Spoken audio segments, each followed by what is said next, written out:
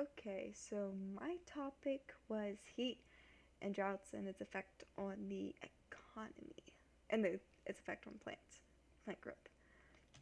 So, the most important thing to know is the definition of a drought and is a period of dryness, especially when prolonged. And this was stated by the Merriam-Webster Dictionary. And also, to better understand the definition of heat, it is to become warm or hot. And going from there, we have heat and its effects on the economy. And according to the EPA, heat waves can threaten livestock, which are your cows, pigs, chickens, horses, and any forms of nature. He can also affect your um, plants by just it being warm, and when it's warm, it's harder to feed your livestock and keep things going because it's warm, and animals don't always like the heat. Um, with the effects on the economy, if according to courts, the heat waves that happen are really hard on the farm workers because they are paid by the amount of produce they bring in. So if it's hot out and you are being paid by the bushels of apples you bring in, you're you're not going to say if you're about to go into heat stroke or that you're heat exhausted because you're paid by your bushels of apples. And that can have an effect just on the economy and the price of food. So when it's hot out, the workers don't voice their symptoms of heat exhaustions and the symptoms of heat stroke. And a lot of these people are immigrants, and they're not going to voice since they're immigrants and some of them are there illegally. They're not going to say, "Yeah, I'm suffering from heat exhaustion," because then they'll be deported. Um, Droughts.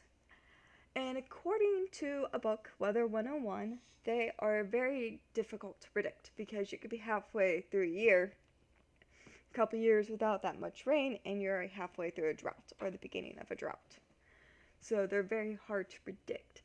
And droughts also shorten the supply of food, and with many things, they can take a toll on the vegetation, which then take a toll on cows, pigs, chickens, anything of that nature. Horses, I know, with drought, um, especially with horses, because I work around livestock, at least around horses. And if there's not a lot of rain, the price of hay goes up, and it's very difficult to get. Um, like the heat, the droughts have an impact on workers, and if there's a drought, then there's not going to be as much food, which less workers.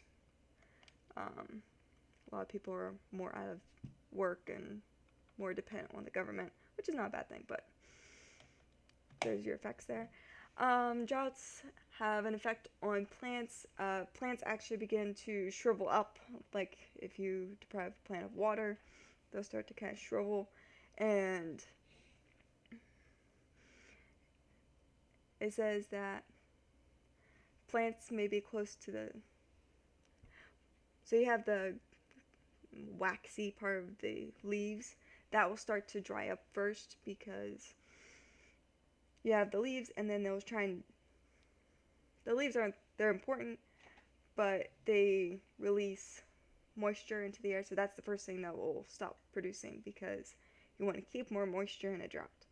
Then it'll slowly start to die because it's trying to conserve as much water as possible, and eventually, especially in a drought, if there's no rain, the plant will eventually die. The next thing is, well, as everybody knows, if one small spark in the woods happens and there's a drought, things catch fire. And with this being said, I always think of California, and California always seems to be on fire no matter what's going on. It seems like all year round, actually. And just in general, I think this is a well-known knowledge that if there's a drought, you're more likely to have a fire.